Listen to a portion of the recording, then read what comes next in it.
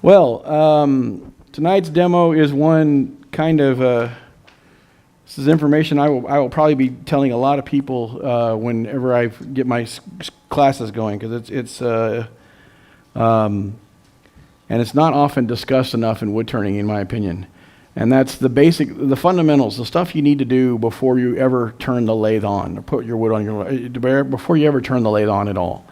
And a lot of, and I can promise you, usually if I get a catch, I've messed up one of these fundamentals, and that's why I'm out of position, or my tool's not set right, my tool rest is not set right, something of that nature, and then leads to problems more than anything else. And so I'm going to go over that. Some of you, if you follow Stuart Batty, he has 7 fundamentals. I have 8, because there's one I feel he grossly misses Grant. So as I said, I'm going to use a little bit of the board tonight, and start with number 1, and that is grain. And the reason the grain direction is the absolute most important thing you need to worry about when you're talking about turning, because it determines how you're going to present your tools to the wood more than anything else. And grain direction, first, if you take a standard log, this is the way it grows. This is a tree. If you put it on like this, this is spindle turning. If it is this way, it is bowl turning. It doesn't matter how you're presenting the tool to the wood. This is bowl turning. This is spindle turning. If you're trying to cut the end grain of a piece, you cut that way, not this way. It always refers to, whenever you say you're cutting spindles or you're cutting bowls, it refers to the grain direction. This wood would be growing in the tree like so. Okay, so that's spindle direction. If I have it on the thing, and how you turn, all your cuts will go down towards center. If it's bowl turning like this, all your cuts will always go, if you're hollowing the bowl, we would go to the top camera. So if you're hollowing the bowl this way, all your cuts are going to center. When you're rounding the bowl out, it's this way, and all your cuts go towards the front, except for this little bit right here. If you don't want to blow the edge out, you take 1 or 2 cuts to no more than there for that reason. That's why it's that way. But you always want to be cutting wood. Wood wants to be cut, and the fastest way to remove wood on turning is the peeling cut. Slicing gets you good, and you want to peel side grain and slice end grain. And so you always want to slice or peel through end grain, and that's the fastest way to get your material down to round or whatever shape you're trying to get into. Go through my crazy notes here real quick so I think I've said everything I wanted to say about that. All right. Number 2 is chucking. And chucking is how are you going to hold the wood on the lathe. And now, in general, most of the time, a spindle blank like so is going to be held between 2 centers. Now I've got 3. There are many options when it comes to spindle turning on what kind of drive center you want to use. Old school was the 2-prong drive. Biggest problem with these drives is you basically have a wedge, and you can wind up splitting the blank if you putting too much pressure on it. This is one of the only times where spindle blanks would ever come off the lathe, is usually with a 2-prong drive. The only reason why I have a 2-prong drive is if I'm doing a bowl blank like so.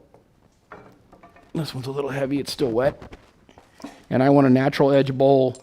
If you jam this sucker in this way, you can adjust the bark so you can get the right, or you have your bark at the same level once you've started turning.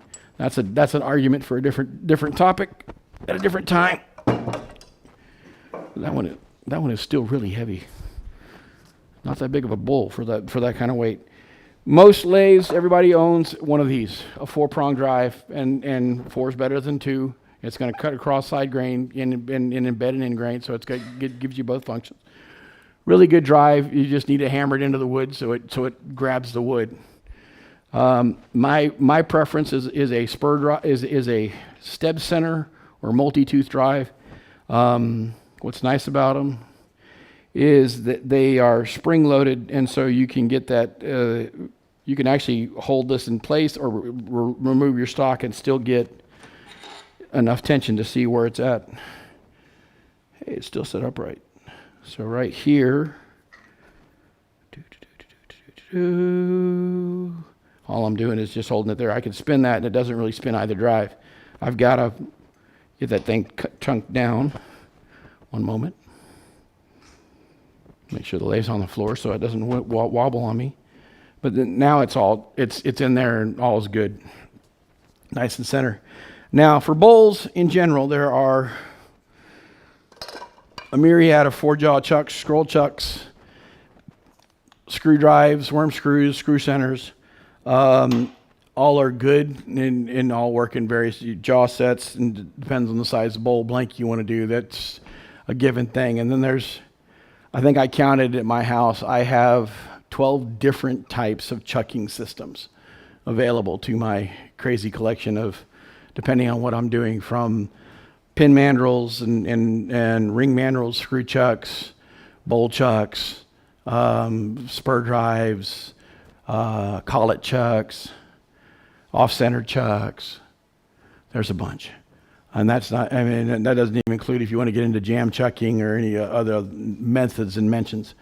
Each one has their point, function, purpose, and all are important in the grand schemes of what you're going to be doing.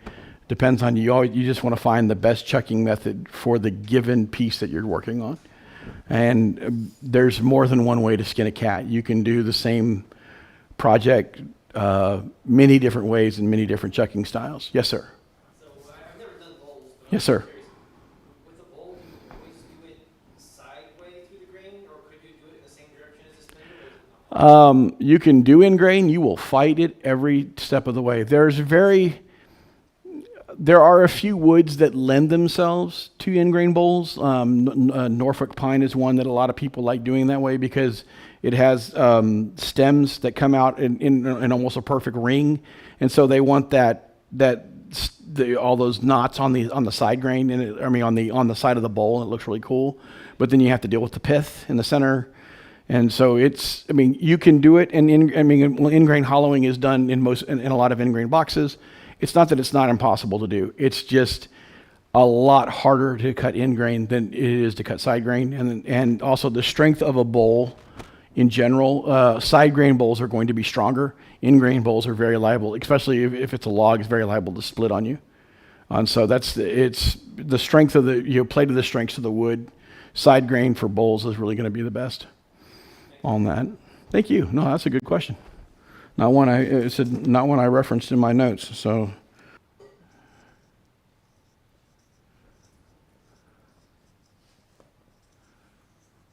chucking.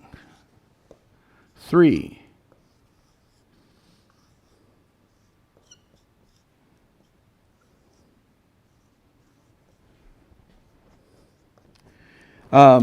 Is PPE and safety. At my shop, my face mask and respirator sits on my lathe like this whenever I step away from my lathe, that's where it goes. So that way I know before I can touch anything else on my lathe, I have to put this back on or I can't do my job. And safety and PPE refers to a lot of things. First things is no rings, no necklaces. If you have hair, tie it back. My face mask protects my beard, so I'm pretty good there. Keep your loose clothing off you. It's just, you don't want anything to get hung up in a lathe. There's definitely enough to do that. I like wearing a smock for many reasons. Protects my clothes, keeps shavings out of most shavings out of my clothing. But also if you have sappy wood, tarry wood, or finishes that get slung off, it gets on your smock. It's kind of the old apron for cooking, dirty apron, clean clothing, clean jacket. But personal safety gear first, closed-toed shoes. Please do not wear sandals in the shop. I promise you, if you come to my shop, if that falls on your toe, you are missing a toe. Okay? It is That is, yeah, I have a niece that wants to learn to turn, and I said, before you do, you got to buy yourself some closed-toed shoes. You cannot come in my shop in flip-flops and Crocs, and it's just not good. It's not good personal safety, and it's one thing, the safety, that's one safety thing you can control easier than anything else. Definitely.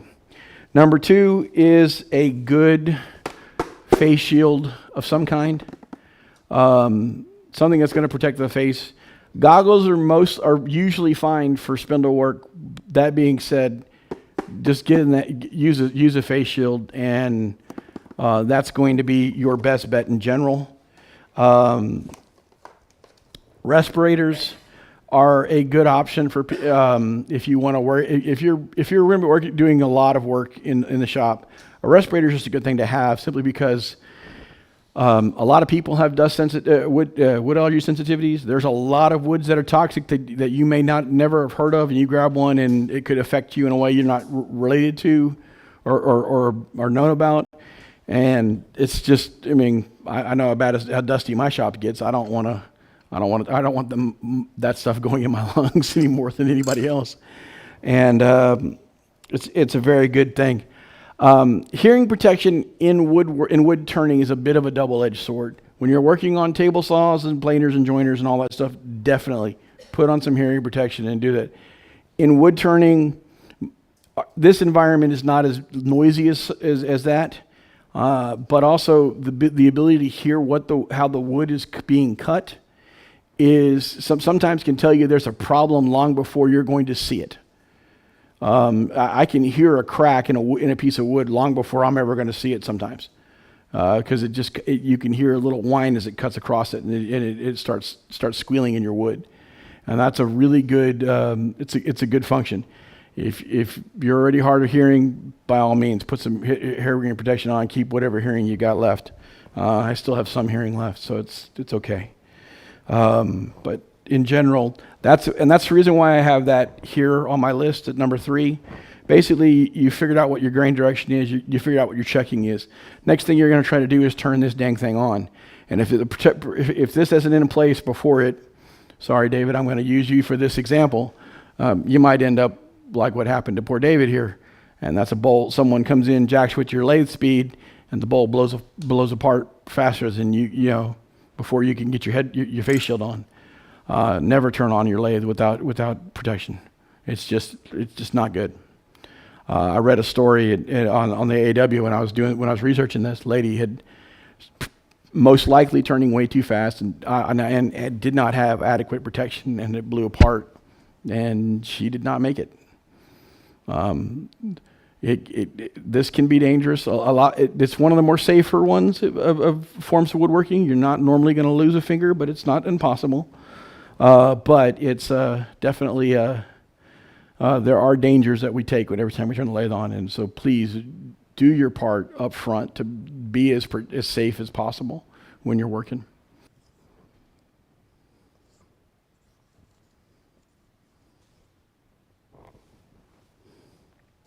Angle bevel. Sharpening and angle bevel. It is an absolute insult to the wood you're working with not to put sharp tools to it. Sharpening is the one thing you can do, is the most important thing you do away from this tool, this equipment, that's going to help you out. If your tools aren't sharp, you're not going to get the best cut. You're going to take longer. You're going to be pushing harder. You're going to make yourself more tired.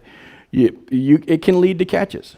Inappropriately sharpened tools, you're pushing too hard, you're going to get out of position, and that often leads to a catch just as much as anything else does. It can break your pieces. You're trying to cut something thin or small or have a bowl, and you're pushing harder because you've got a tool that's dull, can cause problems.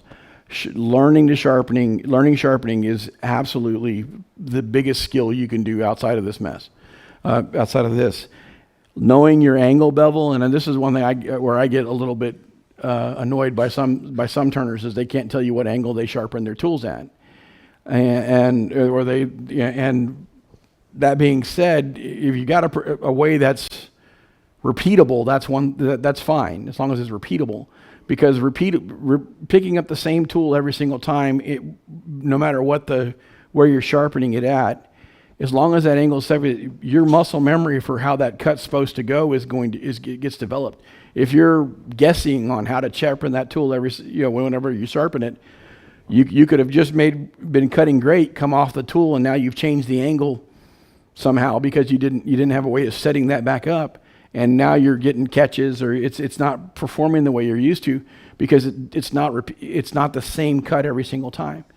And learning how to sharpen and getting jigs to sharpen your tools properly is the biggest thing is one of the biggest things you can do.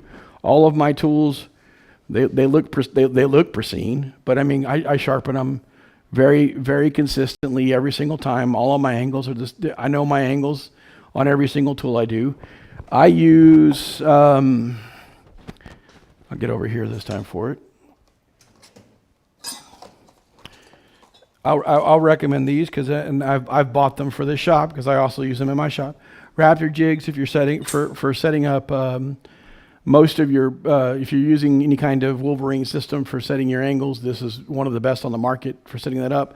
Also, it gives you the ability to set up at least 5 flat grinding angles if you need them. They have 60, 50, 45, 40, and 35 that you can do with this. If for platform sharpening, this is a Stuart Batty's gauge set. There's 3 of these that they have, and between it they have just about every angle you'd want to deal with for sharpening off of a platform. If you're a person who can handle doing your gouges on a platform, knock yourself out. These are a great way to set up. These are a great way to set up the angle. If you just want them for your skews, your any kind of scrapers. I use it for my spindle roughing gouge. I sharpen it off platform. It's a great way that I know if I can get a repeatable angle every single time. So I recommend this kind of system highly, very much so you understand what you're doing and how that's going. Number 5, tool rest. But your tool, this is the tool rest. This is close to the average modern, or most modern tool rests have a hardened steel ball on them or bar on them. I don't believe, except for Powermatic. I don't think they still use Powermatic, and Jet still use cast iron. Yeah, they not great. I don't know why they haven't switched, because it really isn't fantastic. But this is the tool rest. This is not a hand rest. Your hand should never be on this device if you're cutting. When you start your cut, sure, that's fine. If you need to bowl gouge. If you're at a point and you need to first start the cut just to make sure that it doesn't skate on you, that's fine. Second, the cut is stop slinging your hand down. This is all this hand is ever supposed to do is give pressure to the tool rest to keep it from bouncing and vibrating. It's not supposed to be the manipulator on this. In general, especially for bowl gouge cut, for any kind of gouge cutting, this is nothing more than just weight on the tool. That's all it should be. This isn't the what you do. And I know there's people who swear by manipulating fulcrum and all the other stuff, and there's causes for that in some given tools.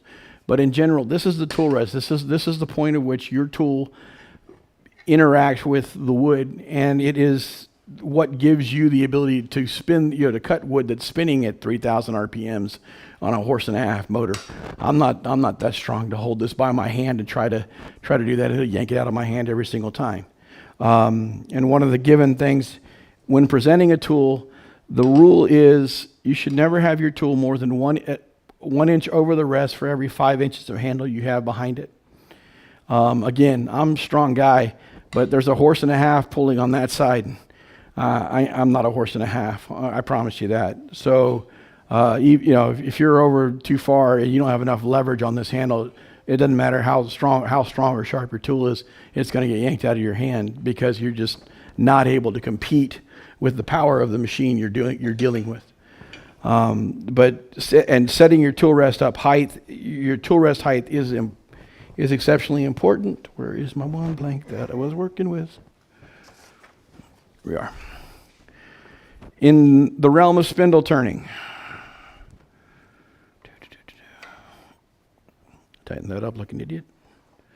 In the realm of spindle turning, in general, for slicing cuts, it's going to be on something this size, it's going to be right at center height, maybe slightly below, because to get a slicing cut, I'm going to actually need to be I'm presenting the tool at an angle that's higher. If we're talking a 3 or 4 inch blank, it's going to be at maybe a little bit above, because now I'm cutting at a different plane. Don't ever. The only tools you're allowed to set this at one height and leave it that way are easy wood tools.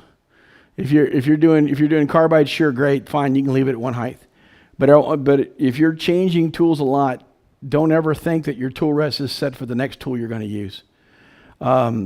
If you're cutting with multiple bowl gouges, if I've got this is a 1/2 inch, if I have a 5/8 and a 3/4, they're each going to hit that wood at a different spot if I have it on the same tool rest, and cause problems because they're not cutting at the same plane that I want to be at. If we're in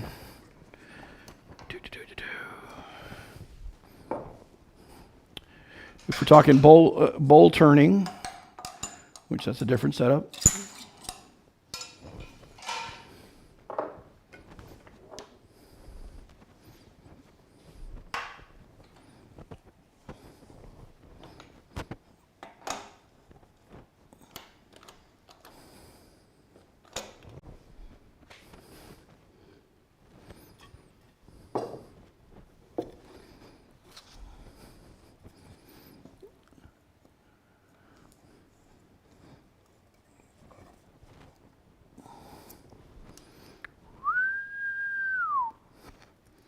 Just so I know where center is.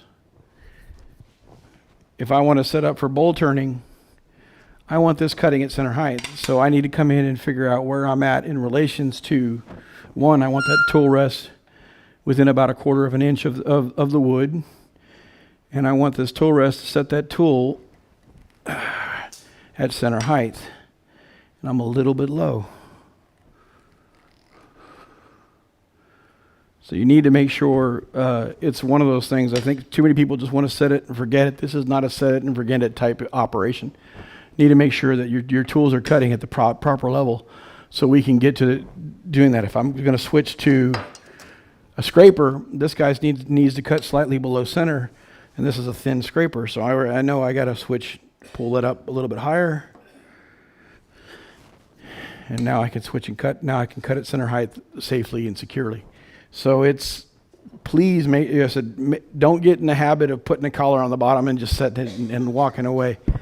Unless you have nothing but 1/2 inch bar that you're working with, you're going to need to change depending on the tool that you're using. So we're going to get into some complicated math now. Does everybody like math?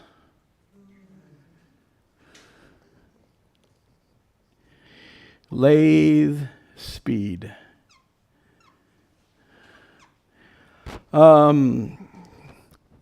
Often I see people turning way too slow. Lathe speed needs to be at a certain safe level. It needs to be fast enough that the tools are going to cut efficiently. Now, the safest formula I know is RPM. Yeah, B. Yes, my dyslexia is coming in there. PM multiplied by the diameter of the piece needs to equal between 6,000 and 9,000. In general, if you can follow that rule, you're going to cut at a reasonable speed for the piece, which basically means just about anything under 3 inches, most lathe, you can just crank it all the way up. That being said, there's also the method of where the harmonic method where you turn on. I'll stand over here. Turn this thing all the way down. Turn it on.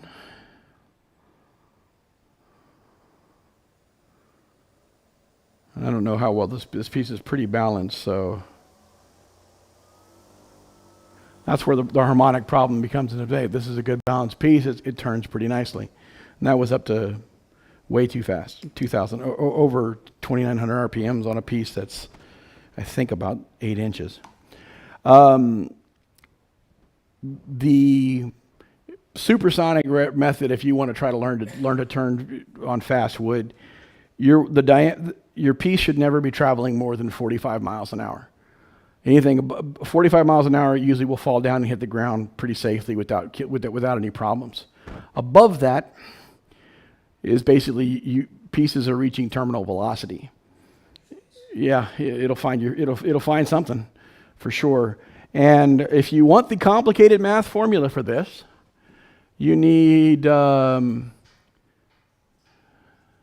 63,360 divided by the circumference times 45 and then divided by 60.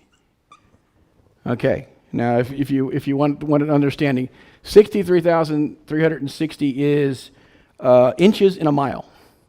Okay, divided by the circumference of a piece in inches, please. You know, if you do it in millimeters, it definitely won't work. And then you need to multiply it by the speed you want to go, which is 45 miles an hour, and divide it by 60, which is the hours of a minute, and you will get roughly, your speed that you're looking for. If you want to save yourself a little bit of hassle, multiply it by 0.75 here, and that will take out those two components. But that will get you, and if you need to know, if you forget your math formulas, this is diameter times 3.14 or pi. Will get you pretty close. But this is, I want to say it's an 8-inch piece of wood. I should probably have this formula set in here, but 8 times pi equals 25.13, so 63,360 divided by 25.13 equals times 0.75. I shouldn't run this piece more than about 1,890 RPMs. So about 1,800 was probably where I would keep it. If I was really looking for a really good fine finishing cut, I might run that high. But in general, about 1,100 RPMs is really about as fast as I would ever really want to take it. But this is the good formula. If you really love long math, that's if you like algebra and your long math, go for it. Knock that one out. But that's the 6 to 9,000 is a good safe ratio. You're going to be turning fast enough. And in general, most people, I think that works pretty well. But it's, try not to turn above that scary range. At least figure out how fast you're turning. Yes, sir. So I know I can see why it's dangerous to turn too fast, but so if you turn too slow, does it just take more time, or is there other problems with turning too slow? You're not cutting efficiently. It's not a matter of cutting too slow. It's a matter of efficient cutting. You're going to dull your tools faster. You actually are going to dull your tools faster because they're trying to cut. They're not hitting the optimal cut ratio to things. Plus, also, if I'm cutting, especially if I'm cutting something that's out of round or in some sort of interrupted cut, the slower it is, the more it's going to want to bounce back and forth. And so you're actually going to cause more problems that you're going to take out in the piece later on because you're cutting too slow. Now, granted, if it's a horribly out of round piece, like if I was to throw that big monster on this lathe, we'd be starting at probably 300 RPMs. I mean, just to get it moving. But once we got it to a round state and I'm starting to shape that piece, I'm going to want to be, that looks like it's about 12, 13, 14 inches. I'd still like to be about 600 to 800 RPMs to cut that efficiently, just to get it at a good spot. But also you need to understand, it's running at 45, it's running so many, it's the inches per second that's also going across the wood.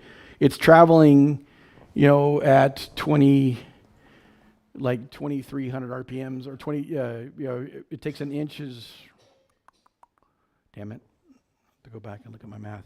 But it's 25 inches per turn up here. But if I got down to half, it's not half of that. It's like it's like 12, like 11 inches, not 12 and a half inches. It's as you get smaller, it exponentially gets, you're cutting less wood. So your feed rate needs to be smaller. Or if you're cutting the outside of a bowl, you've got to start slow, and then you can get faster towards the end of it, not because you're cutting more wood more efficiently. And that's one thing, especially on bigger pieces, if you're trying to cut those out. The outside of a bowl, sure, you can start that pretty fast, but as you get around, you start to get into that bottom corner and around the bottom edge of it, and if I'm able to cut 1 millimeter per second up here, I need to be about 3 or 4 seconds per millimeter down at the base to have the same amount of wood coming across it in an efficient method. And it's just cutting efficiency more than anything else. Because also, as you're cutting the end of it, now you're cutting more into end grain fibers, which are harder to cut, and you're going to be fighting that more than cutting the side grain that you're going down as you're going down the bowl. So different monster both directions. Yes, sir. What would you do about vibration? Vibration is usually it's either your tool rest is not close enough, or your chucking method is, your wood is not secure enough in general, or it's too fast. If it's an out of round piece and you got vibration, slow it down. Get out of that section. If it's a if it's something that should be in round and you're getting vibration, you're either going too thin, or you've got there's a different problem. There's a support issue on that, or you've got your tool rest is not tightened. You're too far off the tool rest on your tool. I brought this guy. I didn't even talk about that, but this is a 8 or 1/4 inch detail gouge from Thompson, and I can honestly get almost 2 inches off the rest on this guy because it's, absolutely firm, solid steel. I've got a 1/4 inch normal. This is a 3/8, but I have a 1/4 inch normal spindle gouge that I've got, same exact tool, Cryo, Sheffield. If that thing gets more than 3/4 of an inch off the tool rest, I'm going to get vibration. I'm going to get decorative marks on my piece because it's just it's flexing so much, because it's just not designed to take that kind of, the metal's just too thin to take the stress of turning. And that's something that even though this is a 1/2 inch gouge, if I'm doing more than about 4 inches off the end, it's going to start vibrating on me, because you don't have the steel support, just isn't designed for it. If I was I'd need to go up to a 5/8 gouge, or a stronger steel.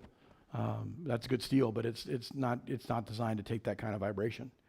And vibration more often is, you either need to get your tool rest closer, you need your chucking's a little bit loose and it's squealing.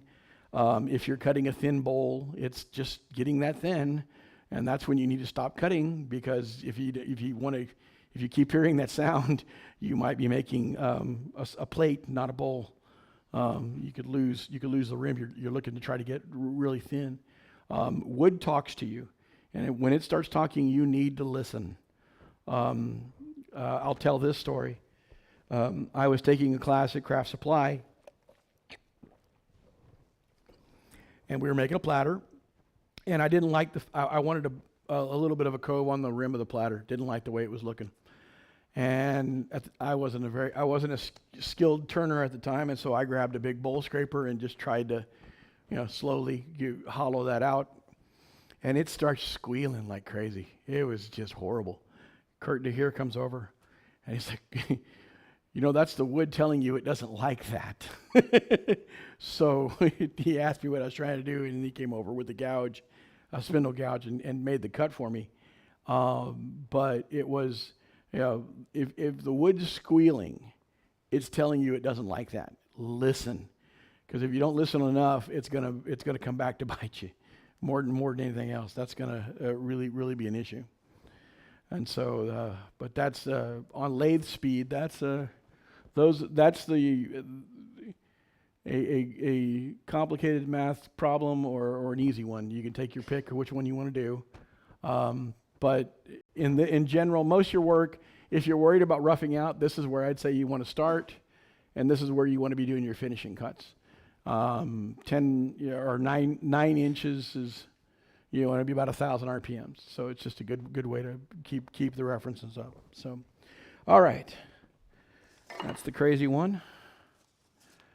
All right, and this is the one that bites me in the butt most. Stance. The lathe is a full body woodworking situation. Where you stand, how you stand, is going to reflect how you cut. If you're not standing properly, you're not going to be able to make the right cut. And Stuart Batty gives an example of this. He'd done a 18-inch bowl at a demo, and his dad, Alan Batty, who was a turner and a very good spindle turner, was there as well. And Stuart had said, I don't think I could get, it was a perfect end-to-end cut. And he goes, oh, that was great. I don't think I could do better. I don't think anybody could do better. And his dad took him up, said, okay, I'll take that bet. His dad, not being a bowl turner, didn't prep for the end of the cut. He got over here and got ready to make this cut. And as he went through, about halfway through, he had to take a step. And that little step left a little mark on that bowl. And he had to give his son $1, which no one ever wants to do that to their son on live stage. But prepping, getting ready for the cut, your stance refers to everything you're going to do on the cut. If you're looking to do spindle work, most of it is going to be done when you're getting it broken down. All of it's leg straight, side to side movement, and you're going to get everything you want to do. When you're starting, if you're wanting to do straight cuts. I should just leave this on there. I'm gonna cut on that in a minute.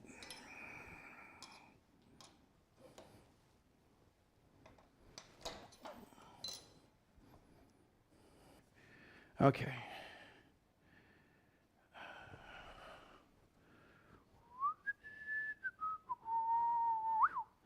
We'll start talking technique here in a minute, but stance is what's going to get you the better success of doing your cuts right. If you're looking to do, I'll grab a spindle gouge. If you're looking to do a straight cut, you want your left leg forward and your left leg pointing in the direction of where you want to make that straight cut. Yes, that means if you're going to make a cut this way, you need to change. Or if you do it right-handed, you got to do it with that one. And I do switch my hands back and forth. If you're doing a rounded cut, almost always you want your right leg forward. For most people, especially being right-handed turners, you want that over so I can get over to this region. You always want to set up to be as comfortable as you can in the ending position. So if I got to be a little uncomfortable over here to get to that point, that's what we want to be. Set up for the end of the cut as much as you can, and you're usually going to perform exceptionally well in your cut. But it does come down to your stance, and I promise you, most of the time I get a catch. I started out and I tried to force it, and then it doesn't go. I can promise you, this is the one I need to work on the most as a turner. It is the one that gets me in the butt more than I can say it doesn't. But understanding where the stances are, which one you need to be using, why, and for the cut. That is a great method of just understanding what we're going to do. So, and then number 8. I'm just going to put tech because I'm not going to try to butcher that word. Technique. And now we're going to talk about, I'll show some of the methodology of whatever I decided to discuss today. We'll start with spindle turning. Get it? I had David, he brought in a bowl that looked like this not that long ago. And it's 3D printed. But it's 3D printed with really large grain structure. So you can actually see the way the grain goes. And it give you a good aspect of why you want to cut this way on the outside, because you can see, at least on this end, of how the grain structure is actually supporting the cut. And the same thing on the back, coming up the backside this way. If I tried to cut that way, all the support, there's no support to the fiber going this direction. All right, pass that one around. Same thing with a spindle blank. You always want to cut downhill. And he actually gave me this. They look like this on both ends. And I took and just cut a bevel, put it on my lathe real quick and cut a little bevel on it so I could show that. But that's going to give you the best, that's a good way to do that. And then I also had him build me a platter blank. And this is just a straight platter blank, that's all it is. But this goes to show, I've had a few people at my shop try to take a spindle roughing gouge and cut and round this out this way. And that is a major no-no. This is a peeling tool. That is what it does at best. That's what it does pretty much only. It is not designed to slice in grain or slice through in grain. Cutting this way on an in grain fiber, you're going to rip out this. If it's good to you, it's going to rip that out. If not, it's going to catch in that in grain and yank this thing out of your hand. This is not an in grain peeling tool, and that's one of the reasons why you're told never to use this on face grain. This is face grain work. Doesn't matter how or where you're cutting on it. It's not spindle work, and it should never be treated as spindle work. Even when I do easy wood work and I make a bowl, the first thing I do is I round it up by cutting from this side to that side. You don't ever cut on in grain if you can avoid it. It's too hard, and you can't slice through it. But all right, now this is a 2-inch blank. And yes, I could probably cut comfortably at 3,000 RPMs. That's the low end of it. 2,500 RPMs in general seems to work pretty well. And most of the spindle turners I know they cut somewhere around 2,000. So, but it's not too bad. When you're doing this, again, as always, anchor, find the bevel, come over and grab it out. I always want to have bevel contact. And again, like I said, this is the one I need to work on for stance.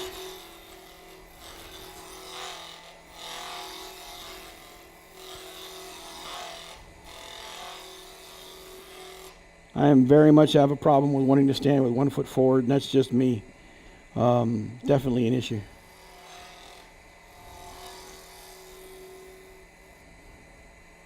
All right, we're starting to get more than a 1/4 inch of gap. You want to come in and shorten that up as much as you can. All right, down low again.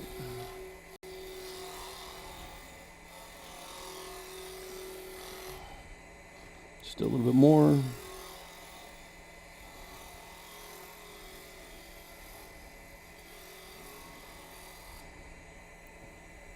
Now, as I said, the fastest way to remove material is a peeling cut. And if you want to, the quickest way to get down to round is simply, now again, anchor, find your bevel, and then you can just push forward. Nothing cuts faster than a peeling cut. And a peeling cut with a 1-inch skew is going to get you there as quick as anything else will.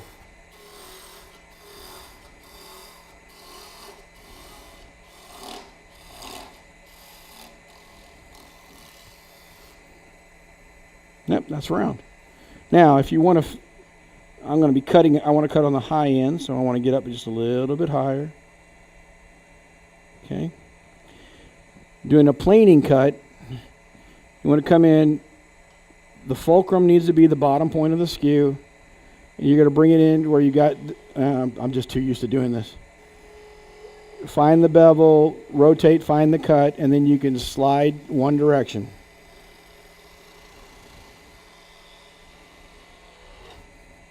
And don't go off the end like that. Go in the other. You can do it point up or point down. And being that I have a shorter tool wrist than the piece I'm working on, I should have cut this at 10 inches. I knew better. Now, okay. Again, down, grab, and just direction. The anchor bevel cut direction of wood turning, the ABCD, all the way through, and then don't stop. Stop before you get to that one. Now, I don't like cutting this way. It's not comfortable for me. I'm too fat or whatever. It just doesn't work. I don't mind switching hands, and a lot of people don't. But for me, I always want to switch hands, come over here, and then I can do the exact same cut, same methodology, with going the other direction, and I feel I get just as good a work or figure. And that works for me. But there's a lot of guys, they work one, they also run a slightly shallower bevel or skewed angle. So I guess they can do that a little bit more comfortably. I'm just not comfortable doing it. But gives you a good surface. Now, if you're looking to do, we'll start working on some of the fun cuts. If I want to taper this end, again, angle, you want this bevel is your lead bevel. I need to bring the tool around to travel, and we're going to tip the tool to about 11 o'clock, and then you're just going to come in and slice forward. And with any slicing tool, you don't want to take off more than about 1/16 of an inch. This is not a bulk removal tool. This is not bulk removal. This is finishing cuts. If you come up here right now and you looked at that, that's 400 grit sandpaper would abrade this. It would be a worse surface than what I got off the skew. On a pure straight cut. Doesn't matter. And again, left foot forward, run that straight through there. Works pretty well. It's a nice little cut. Now, if I'm going to do a V cut, I was smart. Now, see if I got this right. That looks like about center. Now, for V cuts, how I learned to do them, I basically start on one side and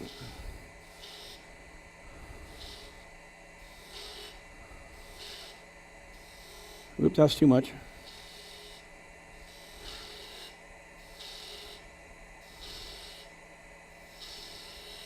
And then you should, if you do this right, you should only have to turn your body one time and come back and slice the other direction.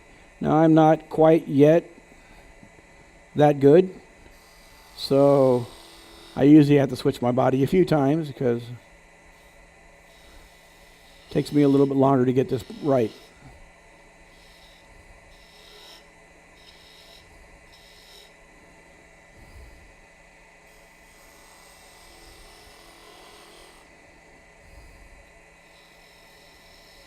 But I can usually get there in the end.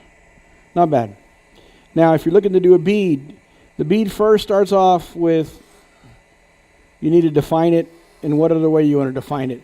I like cutting beads without much relief. I don't want to cut a bead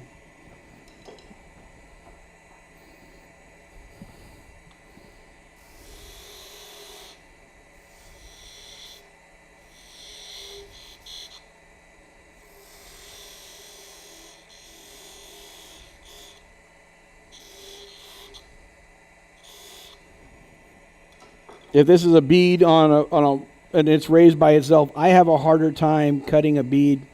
Actually, right foot forward. Like I said, I need to learn this myself sometimes. Cutting a bead this way is a little bit trickier for me.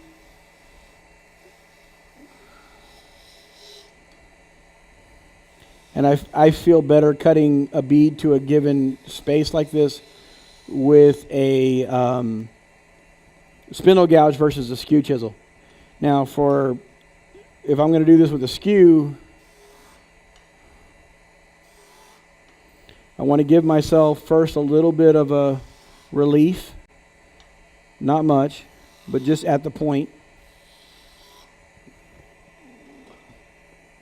Half-inch skew.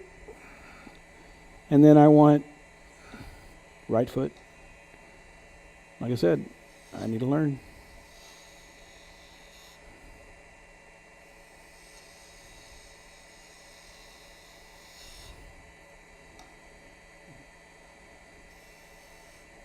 Not too much.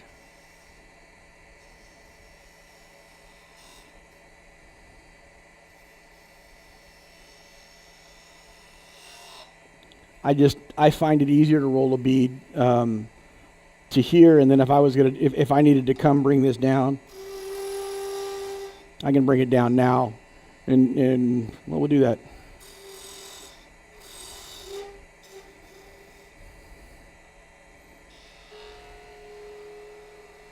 Okay. Say I wanted to fill it here, and I'm going to cut a cove. Half the cut. You don't ever want to come up the other side of a cove. And here, I can show you why you don't. That cut is horrible.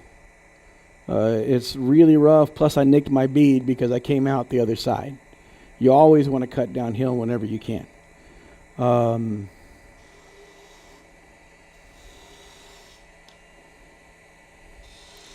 I admit there are times in the world where you can't cut the proper direction. Take exceptionally light cuts and don't do it more than you have to. Simply because it's just not that good.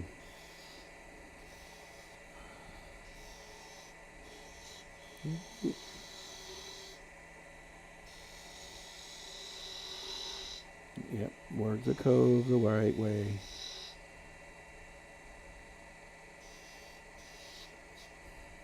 But that's also one thing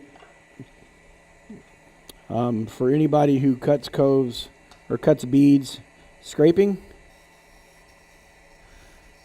I know this is a scrape, it's not designed that way. Don't come back the other direction. It's still going to give you rough fibers right there on the, I mean, this is definitely much rougher than the cut there, or even this one where I went back and scraped it the right direction. Don't come up on spindle work is never meant to be cut uphill.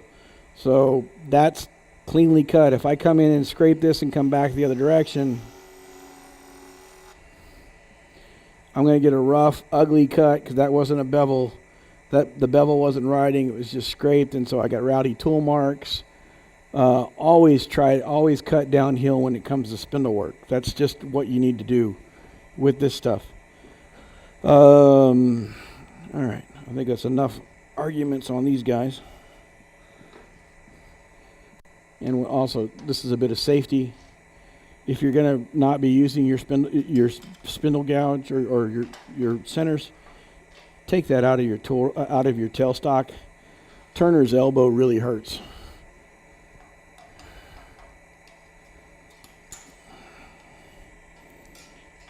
Yes, I am speaking from experience on that one. All right.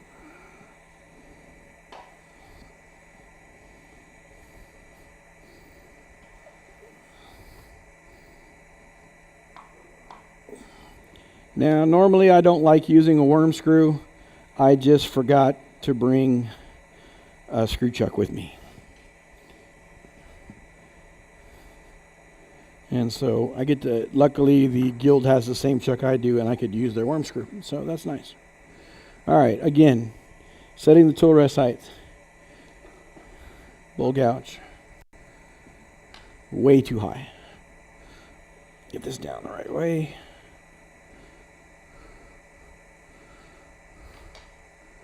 Nope. Two things. Learning that this banjo, you need to put that on the other side. Get it out of your way.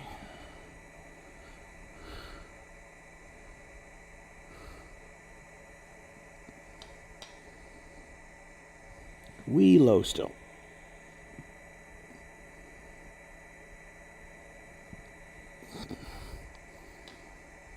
There we are. Okay.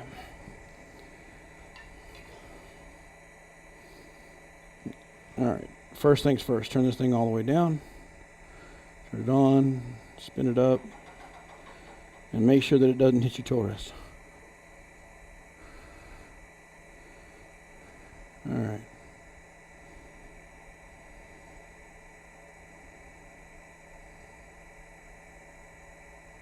too fast. 8 inches, about 1,000 RPMs would be good. Thank you. We must be at a really fast speed because it was jumping all around. All right. But the first thing, if you ever, I'm going to stop this real quick and I'm going to move the tool rest because I want to do something different. Because this is one cut that I'm always want to make sure that we've got right. If I want to true this blank up, that means the first thing I need to do is get this round. You want to be on this end, you want to be cutting, push cut straight through this piece. I don't want to be using this as a spindle roughing gouge and doing it that way. So if you're ever looking to clear up this side,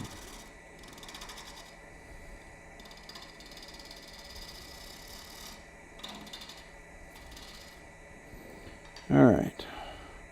So we're going to engage just that front bevel.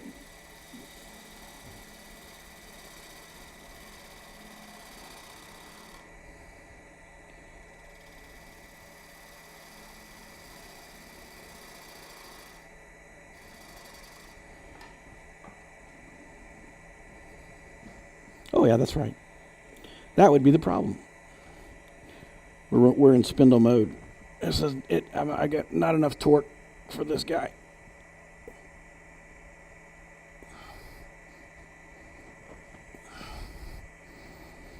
That's also one thing to look at on your lathe. In general, if you're doing spindles, put it on the high speed. It's going to work fine. Once you start going back to bowls, you may need, especially this one's got 3 settings. Any decent sized bowl, you need the middle speed. So adjust your pulleys.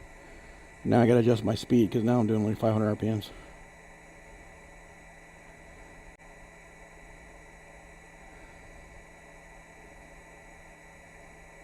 All right, I got it at 1,000 RPMs. And that's really just right now more than for any other reason, just to keep till we get it rounded out normal.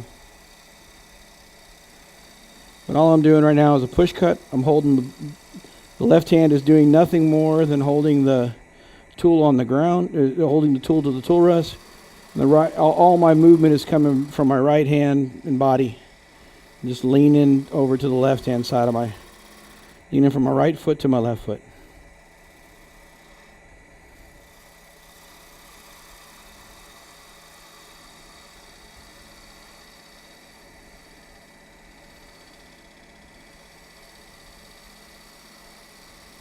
And then right as I get towards the end, I'm going to stop. And as I said on my little demogram, you want to go back just a little bit just to clean that up, just so it's not, if you're worried about the bowl edge, you don't want to blow out the bowl edge. But that's a perfectly smooth piece. I've got relatively, and this is poplar, I've got relatively decent ingrain. That's not fantastic, but nothing I couldn't start sanding with at least 120 on. If we're looking to get that back over there, move you back over here.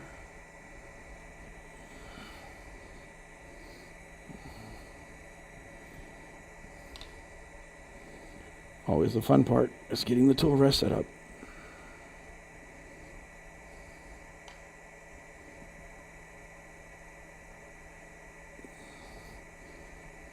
And also, getting used to your lathe, I can set my lathe up a whole lot faster than I can set this one up. And even though they are the same manufacturer, it's just you're used to your lathe. But if we're going to when we're looking to do cuts on this guy, first thing, just a little cleaning cut.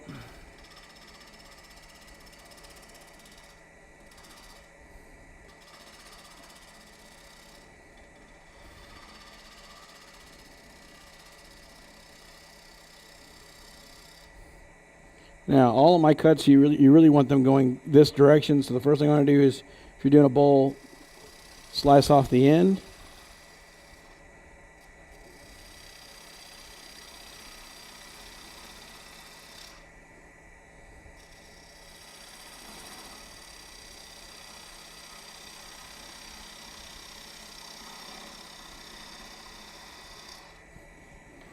Stop the lathe.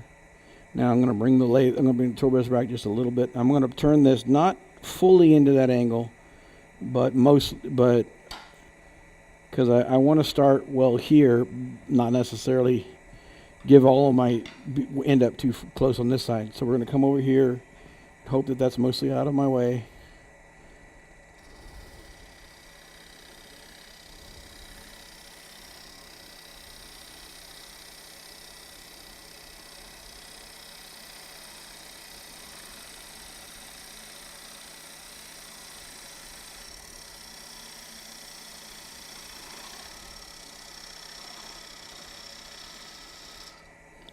And hope this floor isn't that slippery. All right. Get a good cut that way. And then again, I want to get to here, so I want to make sure that I can get to there. Come over here.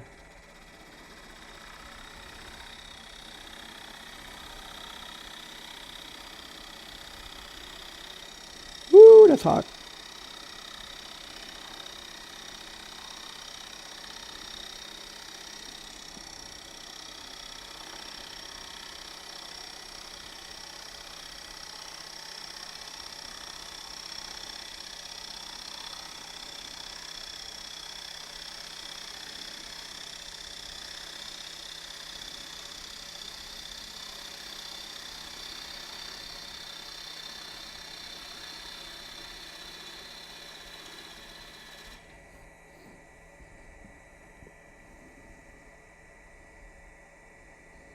And that's gotten really good, actually really good finish. Nice.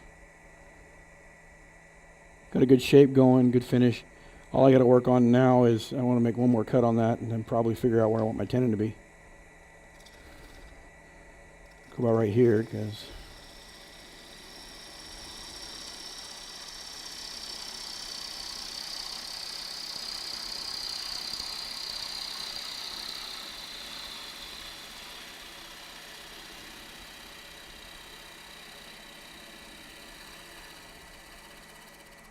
I also know this blank has a split that I'm going to need to take out. I'm fairly certain that it's split. Yeah, it's right there. Needs to go about right there. So this all, I'm also aware of it, that everything from that end up on this blank is going to have to be removed once I get it in the other direction. That's my battery running out. So I might be switching on something different here. All right. Just below that line. Cutting a tenon. There's two methods for cutting a tenon on a bowl. One is with a spindle gouge. Come in straight, pull it back across, square. In general, that's going to get you a really good finish, and you can get the bevel that you're wanting on the tenon. If you want a tool that's ground to the right angle, most of these are set to 70 degrees, which is going to work well for your angle, flat on the rest. And you can engage that bevel just to come and just barely kiss the bottom. Once you kiss the bottom, you can, if you need to flatten that out, you're welcome to. But don't jam that thing in there where that bottom hits in. It's going to grab it out. It'll grab it out of your hands most of the time. But in general, that's going to get you the best finish. If you finishing across the bottom of a bowl, two options really. One's you can vary. This tool isn't really designed for it, but it will do the job fairly well. If you like the bottom bowl gout method, master that. That's a really good way to do that. I didn't bring that today. I don't teach it. Take a very, very light cut, because the problem is we're cutting in grain here. And my tool rest went down a little bit.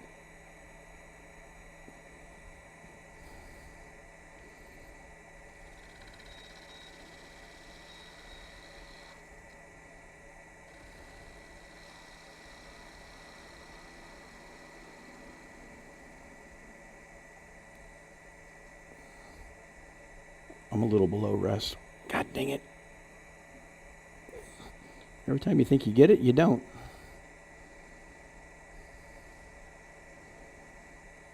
That's, I mean, in general, bowl gouge, a lot of guys like it, slice it, and it leaves you with a good cut. You can work on scraping if you like it, if it's a decent method. Raffin teaches it, and he also teaches, in my opinion, shear scraping for cleaning the bottom up, which means you pick the tool up and you're kind of basically running it like a skew. You've got this bottom edge engaged, and you are slicing. You're not scraping.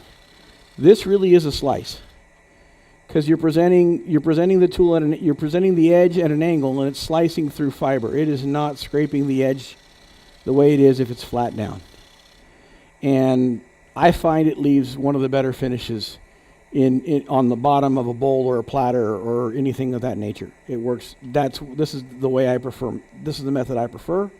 I think it works really well, and it's easier to master that kind of a cut. That one's easier to explain, understand, and become comfortable with. I'm not going to sand this. That's a reasonably decent finish. All right.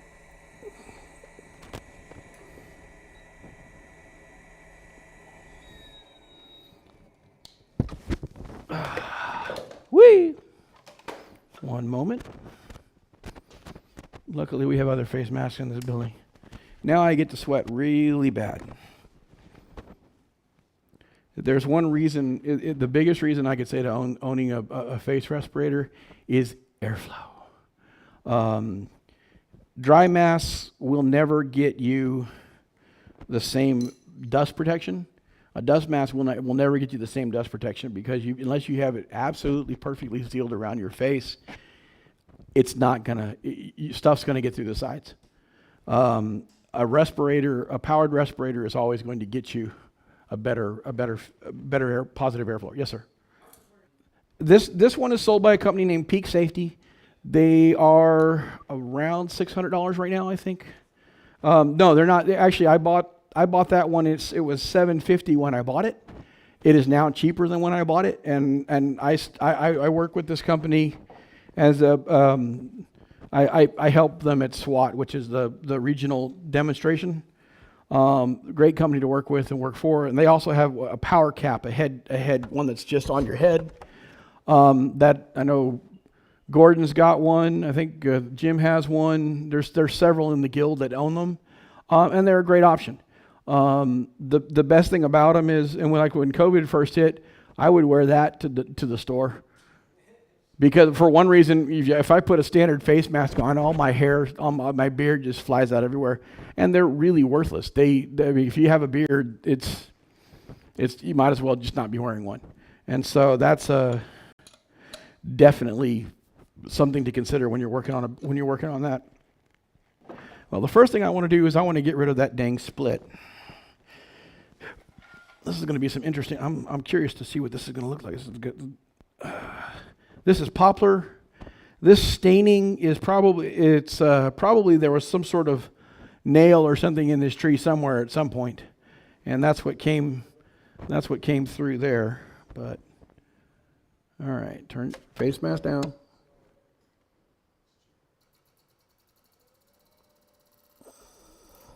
Right there. Okay. Two ways to do this. We're going to go this way. All I want to do first is get rid of that ugliness that's on the split, because all it's going to do is break on me anyway. I didn't realize I was going to be doing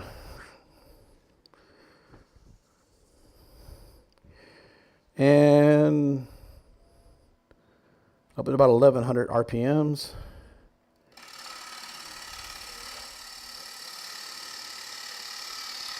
Cut into the piece.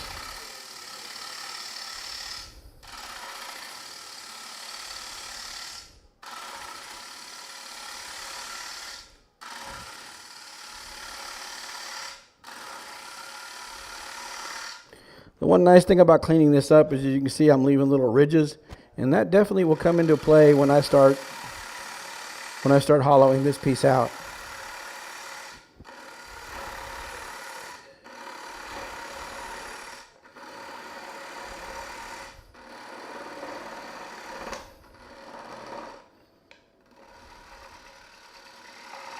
All right. Hollowing out. Hopefully I have enough room with this tool rest here. Yeah, we do. We have plenty of room. Okay. With this ridge here, it gives me the ability to not have to worry about skating on the back end. Method I prefer, just it makes hogging out your material much faster.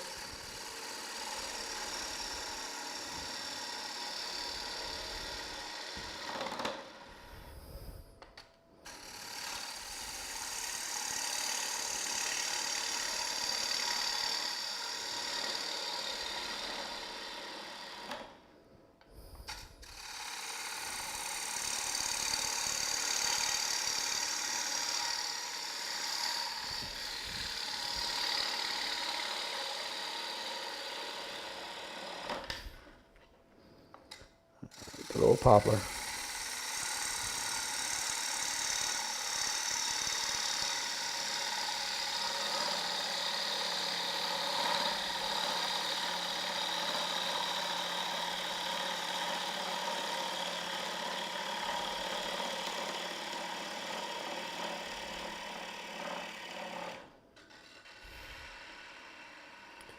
That was the appropriate level of cutting I should have been doing.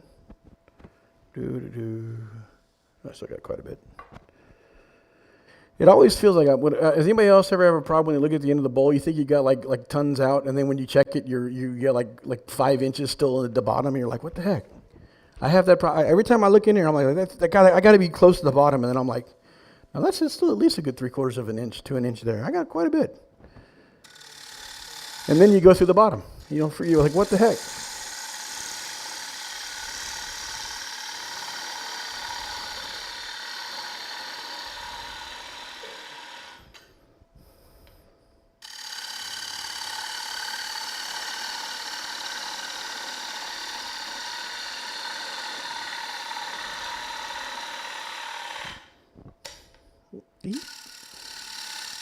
Anchor first.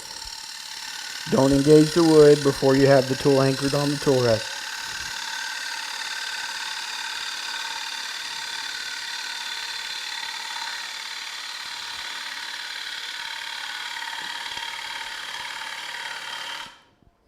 All right. Okay, I need to go a little bit in more.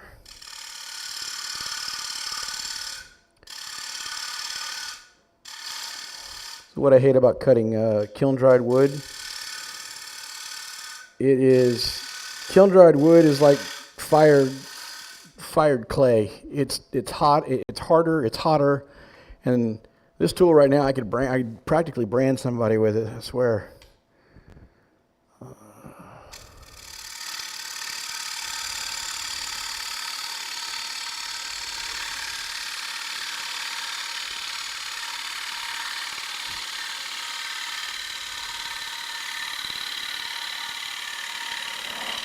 Okay. Now what I didn't bring was a good bowl scraper with me.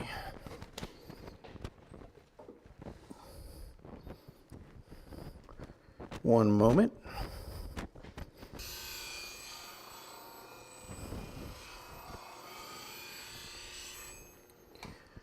I don't know when these were sharpened last, and I'm not going to put a dull tool on my work. Okay. First thing actually I want to do is I'm going to finish the rim up just a wee bit. One, I'm going to soften up this corner here because I don't want to get cut. Any of y'all if you've ever not been, if you were lucky enough never to have been cut by the rim of a bowl, I commend you. Not fun. And then that wood's getting a little bit thin and starting to squeal.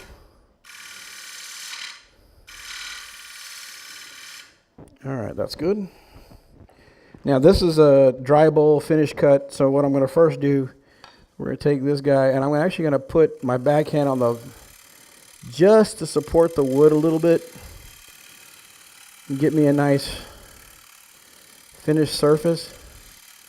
Fresh burr, I'm getting a pretty good edge. This also is this one is set up to be a nice shear scraping type, shear type scraper. It's got a rounded edge on it. So it is designed to come in and cut at an angle. But for right now, I'm doing a little bit of bulk, so I want to get in here and do a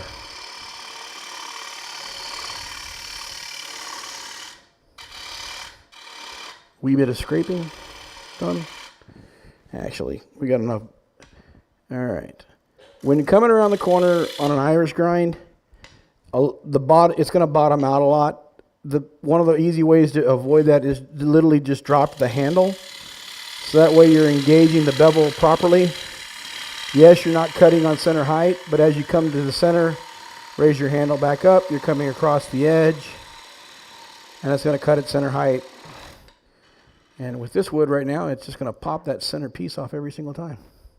Kind of fun.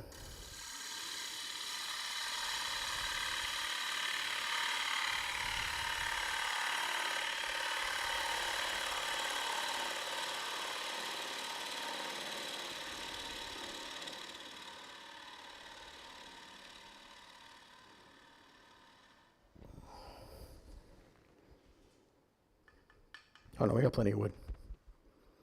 Oh yeah, plenty of wood. Definitely going deeper.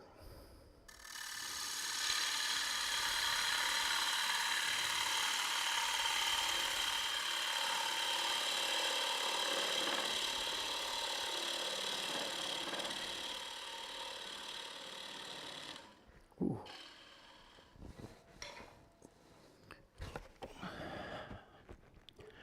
Need a little air in the face. Just give me a second.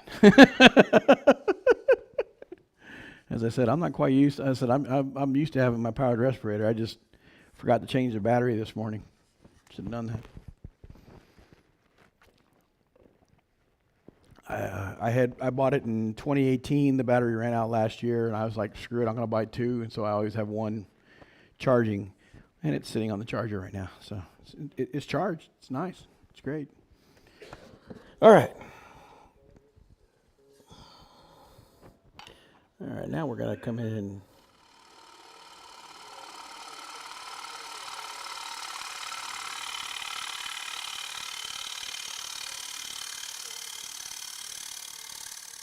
this is the one, I don't know why scrapers do this, but they do break the rules of going up. You can go up against grain with them. Don't ask me why. I don't know this answer, but slicing, you always want to slice towards the center.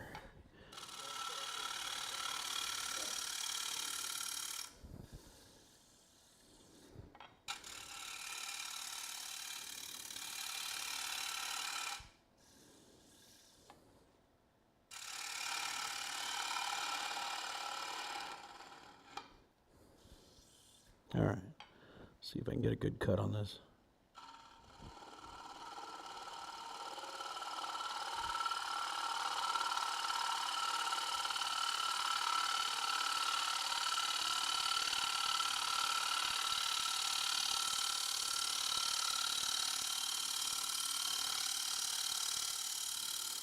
All right, I'm going to try. I don't normally take bowls to finish with a gouge, but we're going to give this a try today. All right, front foot forward, the right foot forward.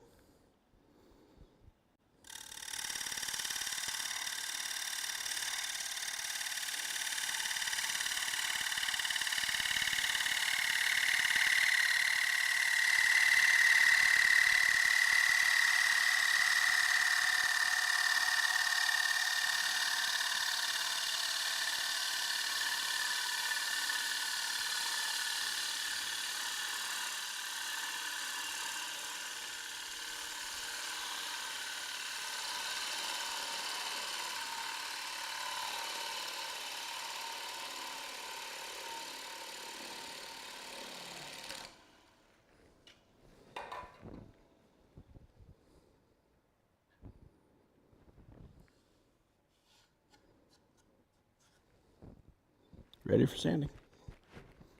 But that's, I mean, it gives you good aspects on just pure cuts. What we can do, what we can't do. Pass this one guy around.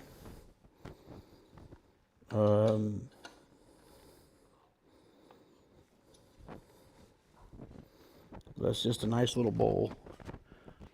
I hope I've given at least some good information on technique and function, and at least something to think about before you ever turn the lathe on. A lot of times, sometimes things fail not because of what we did during cutting. It was what we did long before we ever put the tool to the lathe. And getting yourself, getting used to following some steps before you start. Stuart Batty, I think it's VIMEO/wood turning.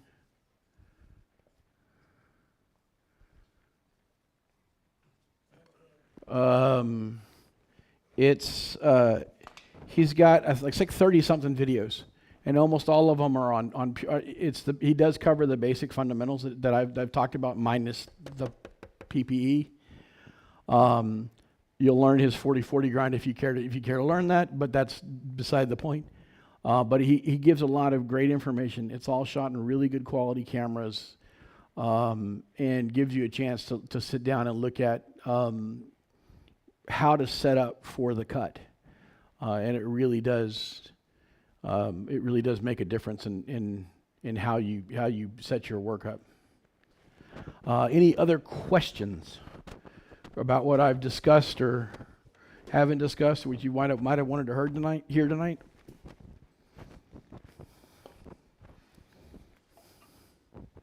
Yes, sir. Shocking we didn't mention faceplate. Faceplates, as for me as a production turner, they're a bit slow, because I'm putting in 3 or 4 or 5 screws, whatever it is, to hold on to a piece. Screw chucks in general will hold well enough for what I'm doing. In general, if I need a faceplate, it's something either ridiculously large, like that big monster block over there. But even that, I've got a faceplate. I mean, a screw chuck that would work just fine for it. Trying to think when the last time I actually used a faceplate was. And I think it was because somebody gave me a piece of wood that like had a hole in the center, and the only way I was going to get that on my lathe at all was either that or and secure and be able to reach the bottom was with a faceplate. I'll use the Ames Griggs spike plate, which is basically a 7-inch spur drive.